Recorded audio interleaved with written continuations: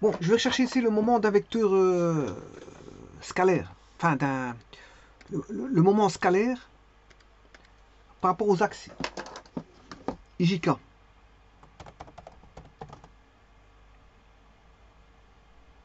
Moment scalaire qui est le moment, on va dire moment scalaire. Je peux dire ça, moment scalaire d'un vecteur par rapport aux axes I, J, K.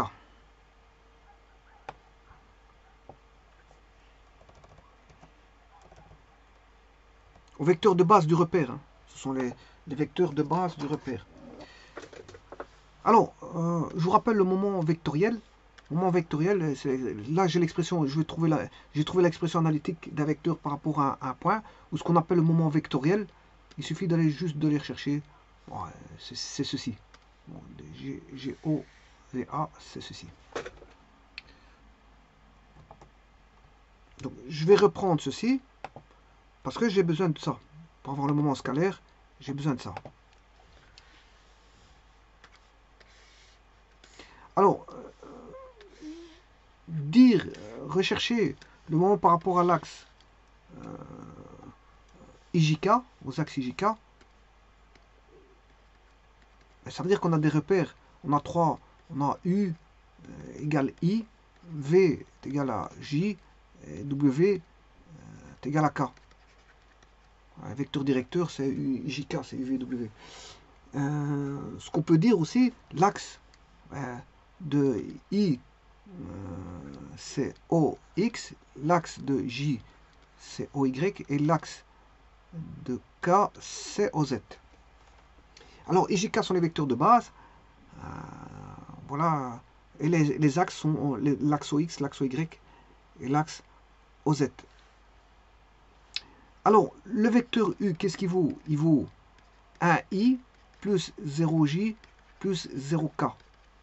Le vecteur V, il vaut 0i plus 1j plus 0k. Et le vecteur W, il vaut 0i plus 0j plus 1k. Voilà. Alors, je vous rappelle que le moment par rapport à un axe delta, c'est le moment par rapport à un point O appartenant. Attention, il appartient à l'axe ici. Hein. Le O là, il appartient à l'axe delta. O appartient à l'axe delta. Du vecteur VA multiplié par. Ben, ça dépend. Si c'est par rapport à l'axe OX, OY ou OZ. Donc là, de deux choses l'une, de trois choses l'une, c'est soit par rapport à OX, par rapport à OY ou par rapport à OZ. C'est un des trois. Ça dépend, voilà. Ben, ici, le moment. Donc, ce sont par rapport aux axes OX, OY, OZ. J'écrirai ça.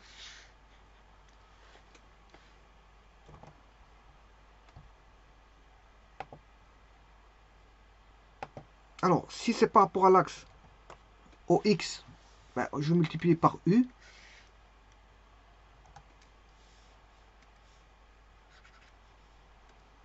Et là, j'aurai le moment scalaire par rapport au vecteur VA.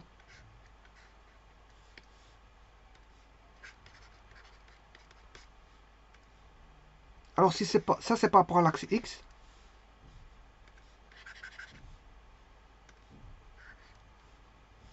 Par rapport à l'axe OY, ce sera vecteur V. Attention qu'ici, c'est un... À mon avis, j'ai oublié une flèche quelque part. Ouais, ici, j'ai oublié une flèche. Ça, c'est un vecteur. Et le dernier,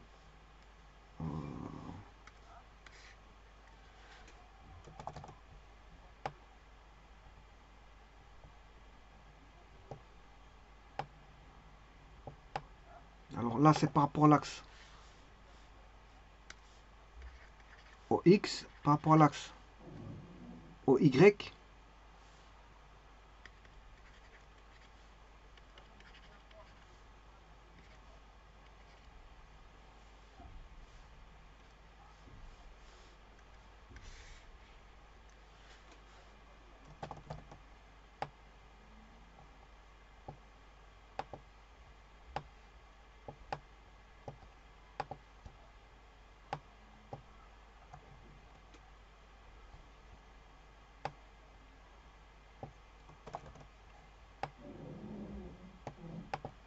Voilà, je préfère faire ça.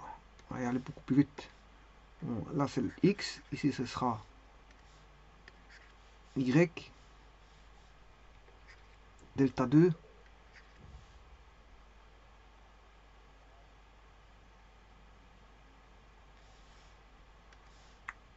V,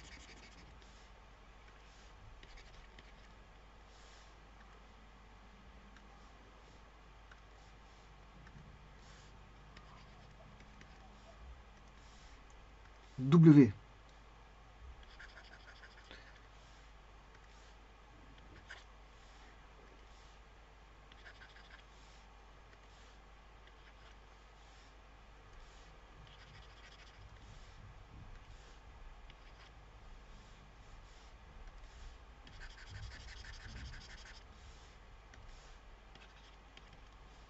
Alors, je rappelle les composantes vectorielles de L.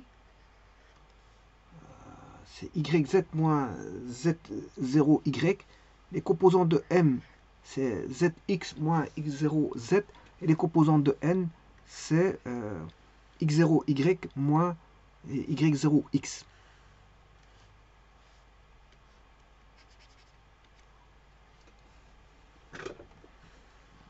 Alors j'avais fait un petit cas de figure, comment les retrouver facilement. Voilà, vous les retrouver comme facilement, mais il faut savoir lequel. Vous retenez que le seul descendant qui est négatif, c'est celui où on bannit le Y. Ouais, comme ça, vous savez trouver les composantes. Voilà, voilà, composantes. Là, on bannit le X. Il faut faire X0Z moins Z0Y. Ensuite, ici, on bannit le Z. Bon, si on bannit le Z, on va trouver celui-là. Si on bannit le X, on va retrouver celui-ci. Et si on bannit le Y, on va retrouver celui-là.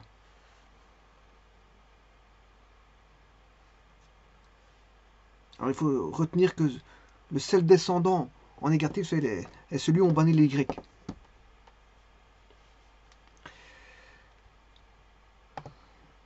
Et donc là, je vais multiplier ça. Donc on a là, les composantes N que je viens de voir, les composantes M et les composantes... oui, attention que c'est pas ça. Là on aura N, I plus M, J plus... ouais, non, c'est pas ça. Ça commence par L. L, M, N, K fois U. Mais U, vous le connaissez parce que c'est... U, c'est 1I plus 0J plus 0K.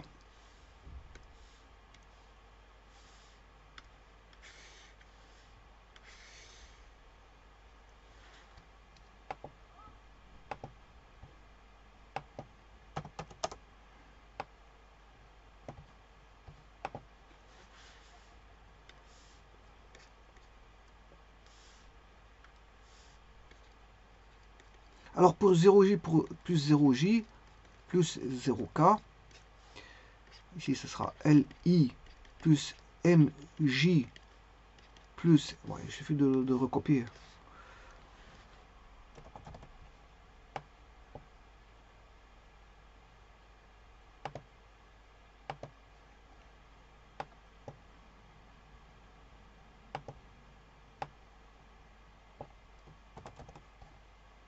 Il va aller là, ça ne bouge pas. Et celui-ci c'est toujours LM, ça ne bouge pas. Simplement, là je vais recopier aussi, mais je vais faire bouger ce qu'il faut.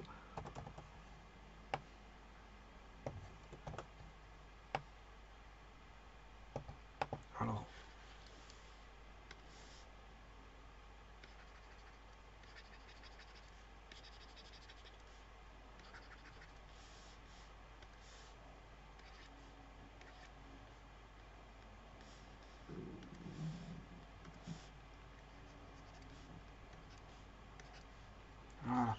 Et donc là, pour faire le produit scalaire, on multiplie les i et les i, plus les j et les j. Donc celui-ci va donner 0, celui-ci aussi. Ce qui va donner 0 ici, c'est celui-là avec celui-là. Ensuite, ce qui va donner 0 ici, c'est ces deux-ci. Donc le premier, il va rester L.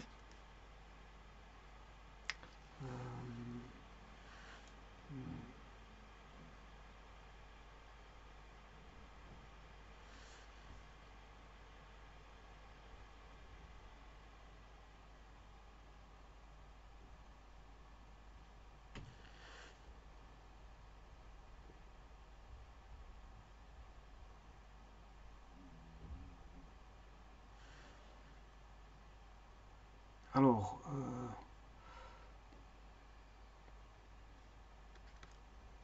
ici on aura N, et celui-là il vaudra... Non, c'est bon, c'est M.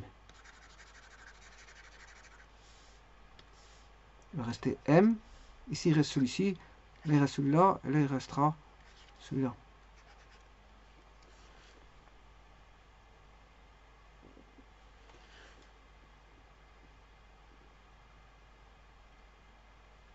Donc qu'est-ce qu'on peut dire? On peut dire que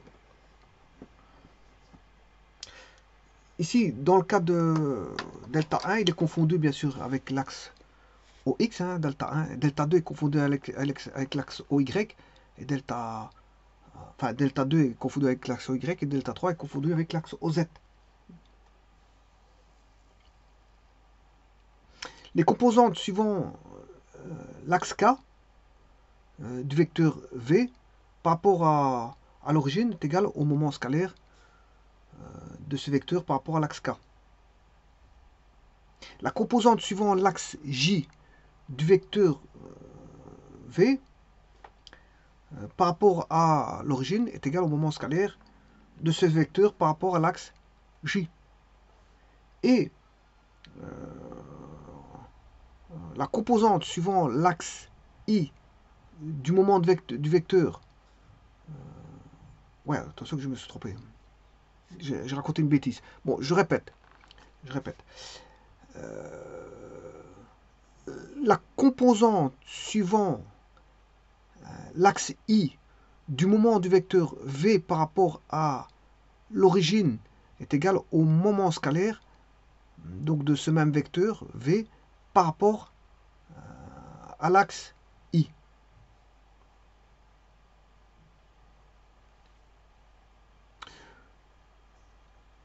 La composante suivant l'axe J du moment du vecteur V par rapport à l'origine est égale au moment scalaire de ce vecteur par rapport à l'axe J.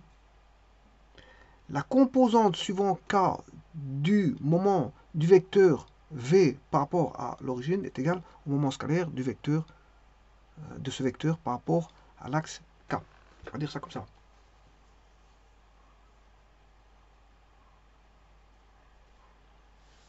Donc vous voyez bien que le moment c'est LI plus MJ plus NK. Si vous voulez le projeter sur U, il suffit de prendre la composante en I. Alors U c'est OX. C'est donné par rapport à l'axe. C'est l'origine du repère O ayant pour axe l'axe OX. Donc on calcule par rapport à l'axe OX dont on a pris le point O appartenant à l'axe qui est l'origine du repère. Voilà, L. Donc ici, le moment scalaire, c'est tout simplement d'aller rechercher ceci. C'est d'aller rechercher la composante en I. Le moment scalaire par rapport à J, c'est d'aller chercher la composante en J. Et le moment scalaire par rapport au vecteur VA, c'est d'aller chercher la composante en K. Et voilà. Et vous avez les moments scalaires. C'est assez simple. Donc par rapport aux axes, c'est facile. Hein. Par rapport aux axes, c'est facile. Il suffit d'aller chercher la bonne composante par rapport à la direction recherchée. Donc en fait, il suffit d'aller chercher la projection, soit en I, vous allez obtenir L, soit la projection en J, vous allez obtenir M, vous allez chercher M, et la composante en K, ben, vous allez chercher N. Alors, que vaut L, M, N? Ben, ça, je vous l'ai dit, je l'ai calculé ici. Voilà, L vaut Y0, Z, qui provient d'un produit vectoriel. Bon, c'était fait ici. Voilà, avec, voilà, c'est ça. Donc, voilà, j'ai rassemblé tout.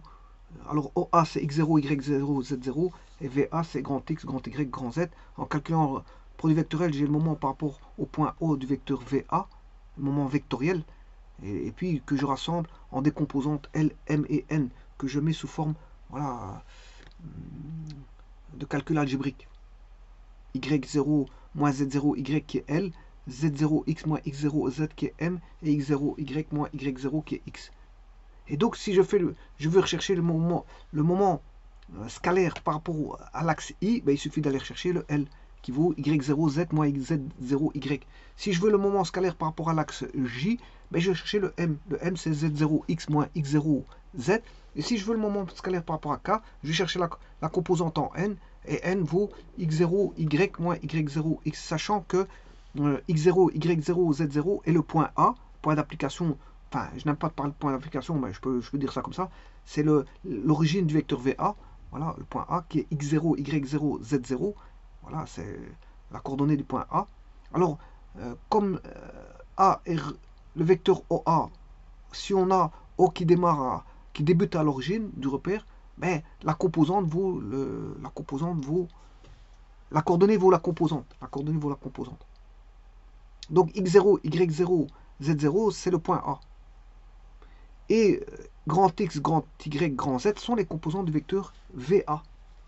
Attention que grand X, grand Z, grand X, grand Y, grand Z sont les composants du vecteur VA. Donc c'est VA pour composante XI plus grand XI plus grand YJ plus grand ZK.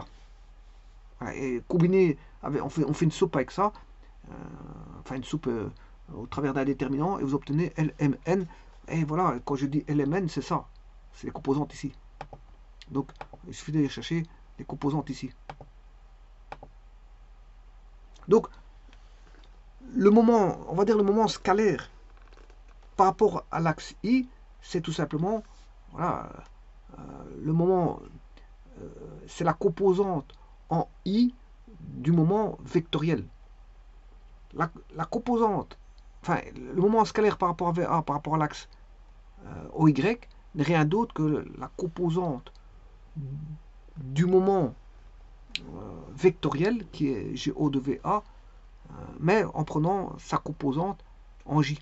Alors, suivant K, si je veux le moment scalaire par rapport à l'axe K, ben, il suffit d'aller chercher la composante en K, qui est N, et N valant, bien sûr, ce que j'ai montré, N valant X0, Y moins Y0, X. Voilà. On a les valeurs des moments scalaires par rapport aux axes IJK. Je vous remercie.